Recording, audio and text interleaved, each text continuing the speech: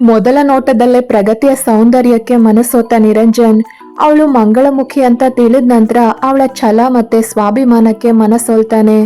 ಮೊದ್ಮೊದ್ಲು ಅವಳ ಪ್ರತಿಯಾಗಿ ಕೇವಲ ಆಕರ್ಷಣೆಯೇ ಇದ್ರು ದಿನ ಕಳೆದಂತೆ ಪ್ರಗತಿಯನ್ನ ಪ್ರೀತಿಸೋಕೆ ಶುರು ಮಾಡಿದ್ದ ನಿರಂಜನ್. ಅವಳಿಗೆ ಆರೋಗ್ಯ ಸರಿ ಇಲ್ಲ ಅಂತ ತಿಳಿದಾಗ ತಾನೇ ಹಠ ಮಾಡಿ ಆಸ್ಪತ್ರೆಗೆ ಕರ್ಕೊಂಡು ಹೋಗ್ತಾನೆ. ಆಸ್ಪತ್ರೆಯಲ್ಲಿ ನಾನು ಅವಳಿಗೆ ತೋರಿಸ್ತಾ ಇದ್ದ ಕಾಳಜಿಯನ್ನ ಕರುಣೆ ಮತ್ತೆ ಅನುಕಂಪ ಅಂತ ತಿಳಿದ ಪ್ರಗತಿ, ಸರ್ ನನ್ಗೆ ನಿಮ್ಮ ಅನುಕಂಪ ಕರುಣೆ ಯಾವುದು ಬೇಡ ಸರ್, ನೀವು ಕೆಲಸ ಕೊಟ್ಟು ಸ್ವಾಭಿಮಾನದಿಂದ ಬದುಕೋಕೆ ದಾರಿ ಮಾಡ್ಕೊಟ್ಟಿದ್ದೀರಾ ಅಷ್ಟು ಸಾಕು ಅಂದಾಗ ನಾನು ಮನದಲ್ಲೇ ಇದೊಂದು ದೊಡ್ಡ ಗೂಬೆ, ನಾನು ಇವಳಿಗೆ ಪ್ರೀತಿಯಿಂದ ಕಾಳಜಿ ಮಾಡ್ತಾ ಇದ್ರೆ ಇವಳಿಗೆ ಅನುಕಂಪ ಅನ್ಸ್ಬಿಡ್ತಾ ಎಂದು ಒಳಗೊಳಗೆ ಗೊಣಗಿದ್ರು. ನಾನೇನು ನಿನಗೆ ಅನುಕಂಪ ತೋರ್ತಾ ಇಲ್ಲ ಪ್ರಗತಿ, ಮನುಷ್ಯರ ನಡುವೆ ಕರುಣೆ ಅನುಕಂಪದ ಹೊರತಾಗಿ ಬೇರೆ ಯಾವ ಭಾವವೂ ಇರೋದಿಲ್ವಾ ಅಂತ ಪ್ರಶ್ನಿಸಿದಾಗ, ಬೇರೆಯವ್ರ ವಿಷಯದಲ್ಲಿ ಬೇರೆ ಭಾವಗಳು ಇರಬಹುದೇನೋ ಸರ್, ಆದ್ರೆ ನಮ್ಮ ವಿಷಯದಲ್ಲಿ ಜನ ತೋರೋ ಭಾವನೆಗಳು ಬೇರೆಯೇ ಅಲ್ವಾ ಎನ್ನುವ ಪ್ರಗತಿಯ ಮಾತಿಗೆ, ನಿಮ್ ವಿಷಯ ಅಂತ ನೀನೇ ಯಾಕೆ ಪ್ರತ್ಯೇಕವಾಗಿ ಮಾತಾಡ್ತಿದ್ಯಾ, ನಂಗೆ ನೀನ್ ಬೇರೆ ಅಲ್ಲ ಪ್ರಗತಿ, ಅರ್ಥ ಆಯ್ತಾ, ಸುಮ್ನೆ ನನ್ ತಲೆ ತಿನ್ಬೇಡ, ನಡಿ ಮನೆ ಕರ್ಕೊಂಡು ಹೋಗ್ತೀನಿ ಅಂತ ಗದ್ರಿದ್ರು. ಅವಳ ಮೆಡಿಸಿನ್ ಎಲ್ಲ ತೆಗೆದುಕೊಂಡು ದಾರಿಯಲ್ಲಿ ಅವಳಿಗೆ ಎಳ್ನೀರ್ ಕೊಡ್ಸಿ ಮನೆಯಲ್ಲಿ ಕುಡಿಯೋಕೆ ಮತ್ತೆರಡು ಎಳ್ನೀರು ಬ್ರೆಡ್ ಎಲ್ಲವನ್ನ ತೆಗೆದುಕೊಟ್ಟು ಕರ್ಕೊಂಡು ಹೋದೆ. ಆದ್ರೆ ನನ್ನ ಈ ನಡೆಯಿಂದ ಪ್ರಗತಿ ಮಾತ್ರ ಪ್ರಶ್ನಾರ್ಥಕವಾಗಿಯೇ ನನ್ನನ್ನ ನೋಡ್ತಾ ಇದ್ಲು. ನನಗೆ ಅವಳ ಮೇಲೆ ಪ್ರೀತಿ ಇದ್ರು ಅವಳೆದ್ರು ಹೇಳೋದಕ್ಕೆ ಒಳಗೊಳಗೆ ಭಯವಂತೂ ಇದ್ದೇ ಇತ್ತು. ಜೊತೆಗೆ ಒಂದ್ ವೇಳೆ ಅವಳು ಒಪ್ಪದೆ ಹೋದ್ರೆ ರೋಮಿಯೋ ತರ ಕಾಟ ಕೊಟ್ಟಾದ್ರೂ ಸರಿಯೇ ಅವಳನ್ನ ಒಪ್ಪಿಸುವೆ ಅನ್ನೋ ಭಂಡ ಧೈರ್ಯ ಕೂಡ ಇತ್ತು. ಅದಕ್ಕಾಗಿಯೇ ಸ್ವಲ್ಪ ದಿನ ಹೀಗೆ ಪ್ರೀತಿ ಅಲೆಯಲ್ಲಿಯೇ ತೇಲೋಣ, ನಂತರ ಸಂಸಾರದ ಜಂಜಾಟದಲ್ಲಿ ಮುಳುಗಿದ್ರೆ ಆಯ್ತು ಅಂತ ನಿರ್ಧಾರ ಮಾಡಿ ಸುಮ್ಮನೆ ಆದೆ. ಅವಳನ್ನ ಮನೆಗೆ ಕರ್ಕೊಂಡು ಹೋದ ನಂತರ, ಸರ್ ಆಸ್ಪತ್ರೆಯ ಬಿಲ್ ಮತ್ತೆ ಔಷಧಿ ಬಿಲ್ ಎಷ್ಟಾಯ್ತು ಹೇಳಿ ಕೊಡ್ತೀನಿ ಅಂತ ಪ್ರಗತಿ ನನ್ನ ಹತ್ರವೇ ಸ್ವಾಭಿಮಾನ ತೋರ್ಸೋಕೆ ಬಂದಾಗ ಕೋಪಗೊಂಡ ನಾನು, ಬರೀ ಆಸ್ಪತ್ರೆ ಬಿಲ್ಲು ಔಷಧಿ ಬಿಲ್ ಮಾತ್ರ ಕೊಡ್ತೀಯಾ, ದಾರಿಲಿ ನಿನ್ಗೆ ಕೊಡ್ಸಿದ ಎಳ್ನೀರು, ಇಲ್ಲಿ ತಂದಿರೋ ಬ್ರೆಡ್ ಮತ್ತೆ ನನ್ನ ಕಾರ್ನಲ್ಲಿ ಓಡಾಡಿದ್ದಕ್ಕೆ ಖರ್ಚಾದ ಪೆಟ್ರೋಲ್ ಎಲ್ಲದರ ದುಡ್ಡು ಕೊಟ್ಬಿಡು ಅಂತ ಜೋರು ಮಾಡಿದಾಗ ಪ್ರಗತಿ ತಲೆ ತಗ್ಸಿ, ಹಾಗಲ್ಲ ಸರ್, ನಮ್ಗೆ ಯಾರಾದ್ರೂ ಖರ್ಚು ಮಾಡಿದ್ರೆ ನಮ್ಮಿಂದ ಪ್ರತಿಯಾಗಿ ಏನನ್ನಾದ್ರೂ ಬಯಸ್ತಾರೆ ಅನ್ನೋ ಭಯ ಅಷ್ಟೇ ನನಗೆ ಅಂತ ಹೇಳಿದಾಗ ಅವಳೆದ್ರು ನಿಂತ ನಾನು, ಹೌದು ಪ್ರಗತಿ, ನಾನು ಕೂಡ ನಿನ್ನಿಂದ ಏನನ್ನೋ ಬಯಸ್ತಾ ಇದ್ದೀನಿ ಅಂತ ಕೂಡ್ಲೆ ಬೆದರಿದ ಕಣ್ಣುಗಳಿಂದ ನನ್ನನ್ನ ನೋಡುವ ಪ್ರಗತಿ ಅಡ್ಡಡ್ಡ ತಲೆ ಆಡ್ಸಿದ ಕೂಡ್ಲೆ ಕಿಸಕ್ಕನೆ ನಕ್ಕ ನಾನು ಅವಳ ತಲೆಗೆ ಮುಟ್ಕಿ, ಎಲ್ಲಿಂದ ಎಲ್ಲಿಗೋ ಯೋಚನೆ ಮಾಡಿದ್ಯಾ ಪ್ರಗತಿ, ಅಷ್ಟೆಲ್ಲ ಯೋಚಿಸ್ಬೇಡ, ನಿನ್ಗೆ ನಾನು ಇಷ್ಟೆಲ್ಲ ಖರ್ಚು ಮಾಡ್ದೆ ಅನ್ನೋ ಬೇಸರ ಇದ್ರೆ ನನ್ಗೆ ಒಂದ್ ಲೋಟ ಕಾಫಿ ಅಥವಾ ಟೀ ಮಾಡ್ಕೊಡು, ಹಾಗೆ ಇನ್ಮೇಲಿಂದ ಪ್ರತಿದಿನ ಬೆಳಗ್ಗೆ ನೀನೇ ನಿಮ್ ಮನೆಯಿಂದ ತಿಂಡಿ ತಂದ್ಕೊಡು ಆಯ್ತಾ ಅಂತ ಹೇಳಿದ್ದೆ. ಆ ನನ್ನ ಮಾತಿಗೆ ಆಶ್ಚರ್ಯದಿಂದ ಕಣ್ಣರಳಿಸಿದ ಪ್ರಗತಿ ಅದೇ ಬೆರಗು ಗಣ್ಗಳಿಂದ ನನ್ನನ್ನೇ ನೋಡ್ತಾ, ನೀವು ನನ್ನ ಕೈಯಿಂದ ಮಾಡಿದ ಕಾಫಿ ಕುಡಿತೀರಾ, ನಮ್ಮ ಮನೆಯ ತಿಂಡಿ ತಿಂತೀರಾ ಅಂತ ಕೇಳಿದಾಗ, ನಾನು ಇದುವರೆಗೂ ಕನ್ನಡದಲ್ಲೇ ತಾನೇ ಹೇಳಿದ್ದು, ನಿನ್ಗೆ ಕನ್ನಡ ಅರ್ಥ ಆಗೋದಿಲ್ವಾ, ಅದೇನು ಯಾವಾಗ ನೋಡಿದ್ರು ಪ್ರತ್ಯೇಕವಾಗಿ ನಾನು ನಮ್ಮಂತವ್ರು ಅಂತ ಮಾತಾಡ್ತಿರ್ತೀಯ, ನೀನು ನಿನ್ನನ್ನ ಎಲ್ಲರಿಗಿಂತ ಪ್ರತ್ಯೇಕವಾಗಿ ನೋಡಬಹುದು ಪ್ರಗತಿ, ಆದ್ರೆ ನಾನು ನಿನ್ನನ್ನ ಹಾಗೆಲ್ಲ ನೋಡಲ್ಲ, ಈಗೇನು ನೀನೇ ಒಂದ್ ಲೋಟ ಕಾಫಿ ಮಾಡ್ಕೊಂಡು ಬರ್ತೀಯಾ ಅಥವಾ ನಾನೇ ಮಾಡ್ಬೇಕಾ ಎಂದ ನನ್ನ ಮಾತಿಗೆ ಖುಷಿಯಿಂದನೇ ತಲೆ ಆಡಿಸಿದ ಪ್ರಗತಿ ತಾನೇ ಇಬ್ರಿಗೂ ಕಾಫಿ ಮಾಡ್ಕೊಂಡು ಬಂದಾಗ ಖುಷಿಯಿಂದಲೇ ಅವಳ ಕೈ ಕಾಫಿಯನ್ನ ಪಡೆದು ಚಪ್ಪರಿಸಿ ಕುಡ್ದು, ಸರಿ ಚೆನ್ನಾಗಿ ರೆಸ್ಟ್ ಮಾಡು, ಮೆಡಿಸನ್ ತಗೊಳ್ಳೋದನ್ನ ಮರಿಬೇಡ, ಹುಷಾರಾದ್ರೆ ಮಾತ್ರ ನಾಳೆ ಗಾರ್ಮೆಂಟ್ಸ್ಗೆ ಬಾ, ಇಲ್ಲ ಅಂದ್ರೆ ಇನ್ನೊಂದೆರಡು ದಿನ ರೆಸ್ಟ್ ಮಾಡು ಅಂತ ಹೇಳಿ ನಾನು ಗಾರ್ಮೆಂಟ್ಸ್ ಕಡೆಗೆ ಬಂದಿದ್ದೆ. ಆದ್ರೆ ಮಾರನೇ ದಿನ ಪ್ರಗತಿ ಗಾರ್ಮೆಂಟ್ಸ್ಗೆ ಬಂದು ನನಗೆ ಗುಡ್ ಮಾರ್ನಿಂಗ್ ಹೇಳಿದಾಗ ಪ್ರತಿಯಾಗಿ ಗುಡ್ ಮಾರ್ನಿಂಗ್ ಹೇಳಿದ ನಾನು ನನ್ನ ಕ್ಯಾಬಿನ್ನಲ್ಲಿ ಕುಳಿತು ಅರ್ಧ ಗಂಟೆ ಅವಳಿಗಾಗಿ ಕಾದು ಅವಳು ಬಾರದೆ ಹೋದಾಗ ನಾನೇ ಅವಳನ್ನ ನನ್ನ ಕ್ಯಾಬಿನ್ಗೆ ಕರೆಸ್ಕೊಂಡಿದ್ದೆ. ಅವಳು, ಸರ್ ನನ್ನನ್ನ ಬರ ಹೇಳಿದ್ರಂತೆ ಅಂದಾಗ ಮೊದಲು ಅವಳ ಆರೋಗ್ಯದ ಬಗ್ಗೆ ವಿಚಾರಿಸಿದ ನಾನು, ನನಗಾಗಿ ತಿಂಡಿ ಮಾಡ್ಕೊಂಡು ಬಾ ಅಂತ ಹೇಳಿದ್ನಲ್ಲ, ತಿಂಡಿ ಕೊಡು, ನಾನು ಮನೆಯಲ್ಲಿ ಬ್ರೇಕ್ಫಾಸ್ಟ್ ಮಾಡಿಲ್ಲ, ಹೊಟ್ಟೆ ಹಸಿತಿದೆ ಅಂದಾಗ ಮತ್ತೆ ಆಶ್ಚರ್ಯದಿಂದ ನನ್ನತ್ತ ನೋಡಿದ ಪ್ರಗತಿ, ನೀವು ನಿಜವಾಗಿಯೂ ಹೇಳಿದ್ರ ಸರ್, ನಾನೆಲ್ಲೋ ನೀವು ತಮಾಷೆ ಮಾಡ್ತಿದ್ದೀರಾ ಅನ್ಕೊಂಡೆ ಅಂದಾಗ, ನಾನು ಯಾಕೆ ತಮಾಷೆ ಮಾಡ್ಲಿ ಪ್ರಗತಿ, ನಿಜವಾಗಿಯೂ ಕೇಳಿದ್ದು ನಾನು, ಅಂದ್ರೆ ನಿನ್ ಕಣ್ಣಿಗೆ ನಾನು ಜೋಕರ್ ತರ ಕಾಣ್ತೀನಾ, ನೀನು ನನ್ನ ಬಗ್ಗೆ ಹೀಗೆಲ್ಲ ಯೋಚನೆ ಮಾಡ್ತೀಯ ಅಂತ ನಾನು ತಿಳಿದಿರ್ಲಿಲ್ಲ ಎಂದು ಬೇಸರ ಮಾಡ್ಕೊಂಡಂತೆ ನಾನು ನಟಿಸಿದಾಗ ಪಾಪದ ಪ್ರಗತಿ, ಅಯ್ಯೋ ಸರ್ ನಾನು ಹಾಗೆಲ್ಲ ಯೋಚನೆ ಮಾಡಿಲ್ಲ ಸರ್, ನಮ್ಗೆ ಕೆಲಸ ಕೊಟ್ಟು ಬದುಕೋಕೆ ದಾರಿ ಮಾಡಿಕೊಟ್ಟವರು ನೀವು ಅನ್ನೋವಾಗ ಹೋಗ್ಲಿ ಬಿಡು, ಇವತ್ತು ತಂದಿಲ್ಲ ಅಂದ್ರೂ ಪರವಾಗಿಲ್ಲ, ನಾಳೆಯಿಂದ ನನಗೋಸ್ಕರ ತಿಂಡಿ ತೆಗೆದುಕೊಂಡು ಬಾ ಅನ್ನೋ ನಾನು ಅವಳೆದ್ರು ಒಂದು ಬಿಳಿ ಗುಲಾಬಿ ಹೂವನ್ನ ಇಟ್ಟು, ಇದು ನಮ್ಮನೆಯ ಹೂವು ತಗೋ ಅಂದಾಗ 1-2 ನಿಮಿಷ ನನ್ನನ್ನೇ ನೋಡಿದ ಪ್ರಗತಿ ಬಳಿಕ ಹೂವನ್ನ ತೆಗೆದುಕೊಂಡಾಗ, ದೇವರ ಫೋಟೋದ ಹತ್ರ ಇಟ್ಟು ಪೂಜೆ ಮಾಡೋಕೆ ತರ್ಲಿಲ್ಲ ಪ್ರಗತಿ, ನಿನ್ ಮುಡಿಯಲ್ಲಿ ನೋಡೋ ಆಸೆಯಿಂದ ತಂದಿದ್ದು ಅಂತ ನಾನು ಹೇಳ್ದಾಗ ಆಗ್ಲೂ ಸಹ ಅವಳು ನನ್ನತ್ತ ಪ್ರಶ್ನಾರ್ಥಕವಾಗಿ ನೋಡ್ತಾನೆ ಹೂ ಮುಡ್ಕೊಂಡು ಮತ್ತೆ ಕೆಲ್ಸದ ಕಡೆಗೆ ಹೋದ್ಲು. ಆದ್ರೂ ನಂತರದ ದಿನಗಳಲ್ಲಿ ಅದೇ ದಿನಚರಿ ಮುಂದುವರಿಸಿದ್ದೆ ನಾನು.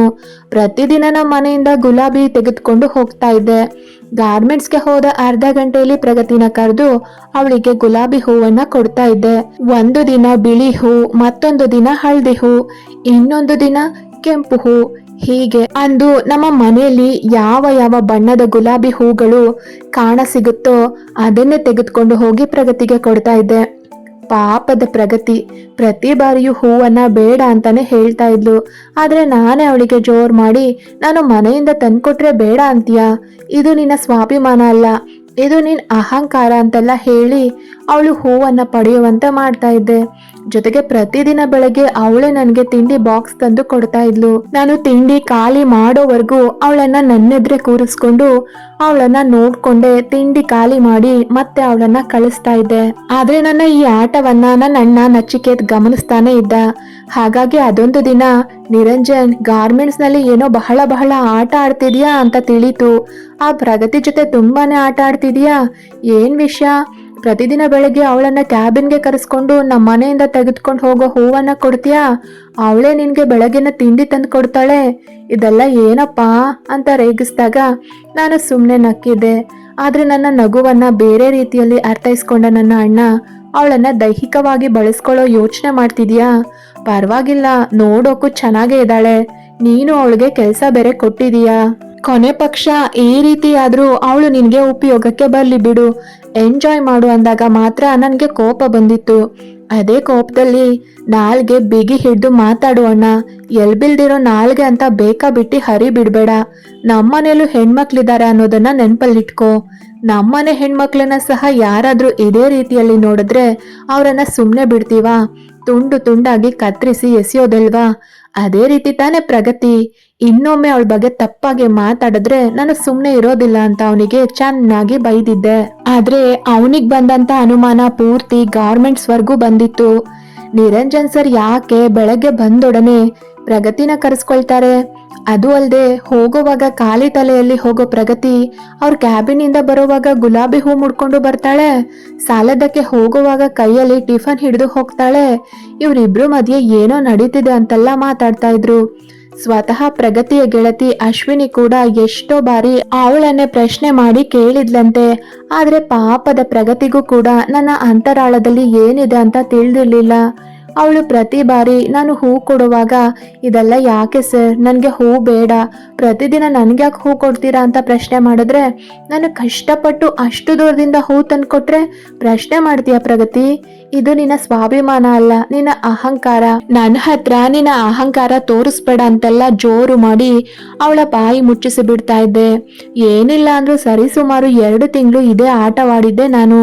ನೋಡೋ ಅಷ್ಟು ನೋಡಿದ ಪ್ರಗತಿ ಕೊನೆಗೊಂದು ದಿನ, ಸರ್ ನೀವ್ ಯಾಕೆ ಹೀಗೆಲ್ಲ ಮಾಡ್ತಿದ್ದೀರಾ ಅಂತ ಹೇಳಿ ಸರ್, ಪೂರ್ತಿ ಗಾರ್ಮೆಂಟ್ಸ್ ನಲ್ಲಿ ಎಲ್ರು ನಮ್ಮ ಬಗ್ಗೆ ತಪ್ಪಾಗಿ ಮಾತಾಡ್ತಿದ್ದಾರೆ, ನೀವು ನನ್ನ ಜೊತೆಗೆ ಈ ರೀತಿ ನಡ್ಕೊಳ್ಳೋದು ಚೆನ್ನಾಗಿರೋದಿಲ್ಲ ಸರ್ ಅಂದಾಗ, ನಾನೇನು ನಿನ್ ಜೊತೆಗೆ ತಪ್ಪಾಗಿ ನಡ್ಕೊಳ್ತಾ ಇದ್ದೀನ ಪ್ರಗತಿ?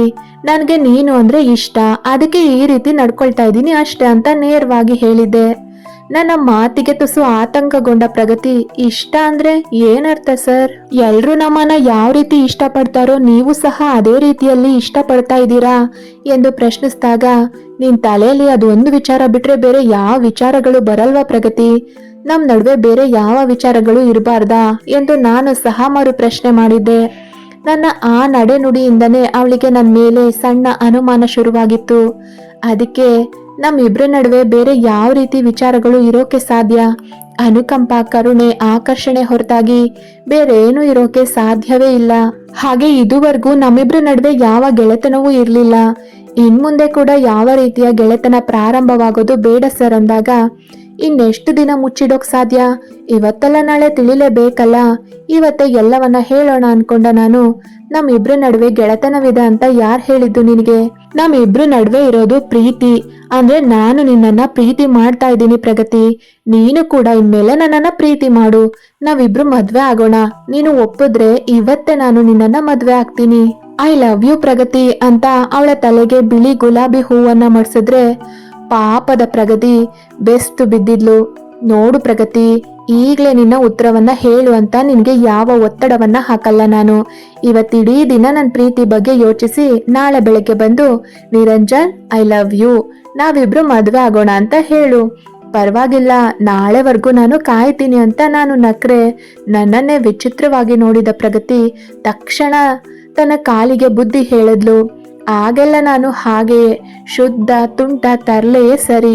ಪ್ರಗತಿಯ ಬಳಿ ಹೇಳಿದ್ಮೇಲೆ ಇನ್ನೇನು ಮನೆಯಲ್ಲೂ ಹೇಳ್ಬಿಡೋಣ ಅನ್ಕೊಂಡು ಅಂದು ರಾತ್ರಿ ಮನೆಯಲ್ಲಿ ಎಲ್ರೂ ಒಟ್ಟಿಗೆ ಊಟಕ್ಕೆ ಕುಳಿತಾಗ, ಅಪ್ಪ ನಾನು ಮದ್ವೆ ಆಗ್ಬೇಕು ಅಂತ ತೀರ್ಮಾನ ಮಾಡಿದೀನಿ ಅಂತ ಪೀಠಿಕೆ ಹಾಕಿದ್ದೆ.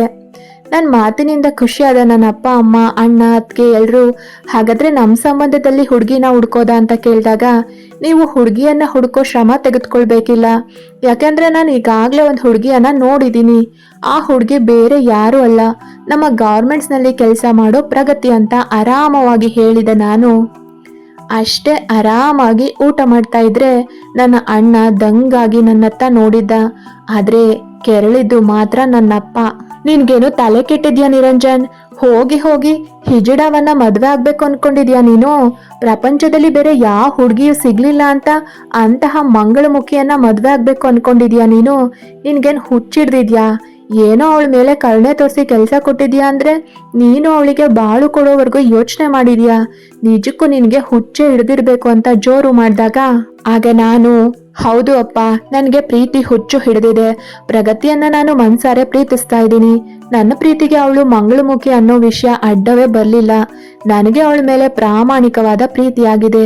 ಹಾಗಾಗಿ ನಾನು ಅವಳನ್ನೇ ಮದುವೆ ಆಗ್ತೀನಿ. ಅವಳ ಹೊರತಾಗಿ ಬೇರೆ ಯಾರನ್ನು ನನ್ನ ಜೀವನ ಸಂಗಾತಿಯ ರೂಪದಲ್ಲಿ ನೋಡೋಕು ನಾನು ಬಯಸೋದಿಲ್ಲ.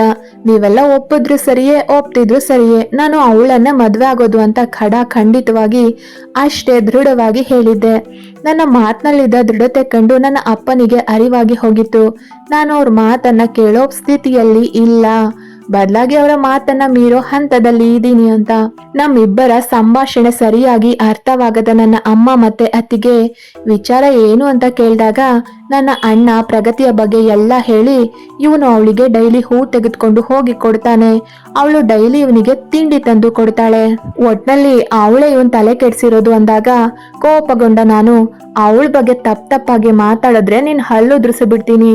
ಇವತ್ತು ತಾನೇ ಅವಳಿಗೆ ನನ್ನ ಪ್ರೀತಿ ಬಗ್ಗೆ ಹೇಳಿದೀನಿ, ಅವಳಿನ್ನು ಏನು ಅಂತಾನು ಹೇಳಿಲ್ಲ. ಅಂಥದ್ರಲ್ಲಿ ಅವಳ ಬಗ್ಗೆ ಇಲ್ಲ ಸಲ್ಲದನ್ನ ಹೇಳಿದ್ರೆ ನಿನ್ನನ್ ಸುಮ್ನೆ ಬಿಡಲ್ಲ ಅಂತ ಅವನ ಜೊತೆಗೂ ಜಗ್ಲಕ್ ಹೋಗಿದ್ದೆ. ಬಳಿಕ ನನ್ನ ಅಪ್ಪ ಅಮ್ಮ ಅಣ್ಣ ಅತ್ತಿಗೆ ಎಲ್ರು ಪ್ರಗತಿ ಅನ್ನೋ ಮಂಗಳಮುಖಿ ಬೇಡ, ನಿನ್ಗೆ ಚಂದದ ಹೆಣ್ಣನ್ನ ನೋಡಿ ಮದ್ವೆ ಮಾಡ್ತೀವಿ, ಅಂತಹ ಮಂಗಳಮುಖಿಯನ್ನ ಕಟ್ಕೊಂಡ್ರೆ ನಿನ್ಗೆ ಯಾವ ಸುಖವೂ ಸಿಗೋದಿಲ್ಲ ಅಂತೆಲ್ಲ ಏನೇನೋ ಹೇಳಿ ನನ್ನ ಮನಸ್ಸನ್ನ ಬದಲಾಯಿಸೋಕೆ ನೋಡಿದ್ರು. ಅಷ್ಟೇ ಅಲ್ಲ, ಅವರೆಲ್ಲ ಭಾವನಾತ್ಮಕವಾಗಿ ಮಾತಾಡ್ತಾ ಕಣ್ಣೀರು ಹಾಕಿದ್ರು. ನಾನಂತೂ ಅವ್ರ ಮಾತಿಗೆ ಒಪ್ಲೂ ಇಲ್ಲ. ಬದಲಾಗಿ ನನಗೆ ಪ್ರಗತಿಯೇ ಬೇಕು ಅಂತ ಹಠ ಹಿಡಿದು ಬಿಟ್ಟಿದ್ದೆ. ನಾನು ಒಮ್ಮೆ ಹಠ ಹಿಡಿದ್ರೆ ಮುಗೀತು, ಯಾವುದೇ ಕಾರಣಕ್ಕೂ ನಾನು ಸೋಲಲಾರೆ ಅನ್ನೋದು ನನ್ನ ಅಪ್ಪನಿಗೆ ಚೆನ್ನಾಗಿ ಗೊತ್ತಿದ್ರಿಂದ ಬೇರೊಂದು ರೀತಿಲಿ ನನ್ನನ್ನ ಮಣಿಸೋಕೆ ನೋಡ್ತಾ, ನಿನಗೆ ಪ್ರಗತಿಯೇ ಬೇಕು ಅನ್ನೋದಾದ್ರೆ ನಮ್ಮನ್ನೆಲ್ಲ ಮರೆತ್ಬಿಡು, ನಿನ್ನ ತಾತನ ಆಸ್ತಿಯಲ್ಲಿ ನಿನ್ನ ಪಾಲಿಗೆ ಬರೋದನ್ನ ನಿನ್ನ ಮುಖದ ಮೇಲೆ ಎಸ್ದು ಬಿಡ್ತೀನಿ, ಅದನ್ನ ತಗೊಂಡು ಎಲ್ಲಾದ್ರೂ ಕಣ್ಮರೆಯಾಗಿ ಹೋಗುವಂತ ಜೋರು ಮಾಡಿದಾಗ ನಾನೇನು ಮಹಾನ್ ಸ್ವಾಭಿಮಾನಿ ಹಾಗೆ ನಿಮ್ ಆಸ್ತಿ ಹಣ ಏನು ಬೇಡ ಅಂತ ಹೇಳಲಿಲ್ಲ.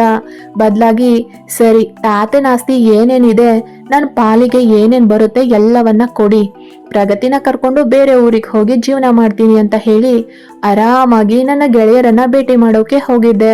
ಮಾರನೇ ದಿನ ಎಂದಿನಂತೆ ಗಾರ್ಮೆಂಟ್ಸ್ಗೆ ಹೋದ ನನಗೆ ಪ್ರಗತಿ ಕಾಣ್ಲಿಲ್ಲ. ಸರಿಸುಮಾರು 1 ಗಂಟೆವರೆಗೂ ಅವಳನ್ನ ಕಾದು ಸಾಕಾದ ನಾನು ಕೊನೆಗೆ ಅವಳ ಗೆಳತಿ ಅಶ್ವಿನಿಯನ್ನ ಕರೆದು ಪ್ರಗತಿ ಯಾಕೆ ಬಂದಿಲ್ಲ ಅಂತ ಕೇಳಿದಾಗ, ನಿನ್ನೆ ನಿಮ್ಮ ಅಪ್ಪ ಅಮ್ಮ ಅಣ್ಣ ಅದಕ್ಕೆ ಎಲ್ಲ ನಮ್ಮ ಮನೆಗೆ ಬಂದು ಜಗಳವಾಡಿದ್ರು ಸರ್. ಪ್ರಗತಿಗೆ ಹೀನಮಾನವಾಗಿ ಬೈದು ನಮ್ಮ ಹುಡುಗನ್ ತಲೆ ಕೆಡ್ಸಿದ್ಯಾ ಅಂತೆಲ್ಲ ಹೊಡೆದ್ರು ಸರ್. ಅದಕ್ಕೆ ಪ್ರಗತಿ ಬೆಳಗ್ಗೆ ಮನೆ ಬಿಟ್ಟು ಹೋಗಿದ್ದಾಳೆ ಅಂತ ಅತ್ತಾಗ ಕಾಲಡಿಯ ಭೂಮಿಯೇ ಕುಸಿದಂತಾಗಿತ್ತು ನನಗೆ. ಕತೆ ಮುಂದುವರಿಯುತ್ತೆ. ಯಾರೆಲ್ಲ ಸಬ್ಸ್ಕ್ರೈಬ್ ಮಾಡ್ಕೊಳ್ಳದೆ ಕತೆ ಕೇಳ್ತಿದ್ರ ದಯವಿಟ್ಟು ಸಬ್ಸ್ಕ್ರೈಬ್ ಮಾಡಿಕೊಂಡು ಕತೆಗಳನ್ನ ಕೇಳಿ. ಹಾಗೆ ಈ ಕತೆ ನಿಮ್ಗೆ ಇಷ್ಟ ಆಗ್ತಿದ್ರೆ ಒಂದು ಲೈಕ್ ಮಾಡಿ. ಕತೆ ಬಗ್ಗೆ ನಿಮ್ಮ ಅಭಿಪ್ರಾಯನ ಖಂಡಿತ ಕಮೆಂಟ್ ಮಾಡಿ ತಿಳಿಸಿ.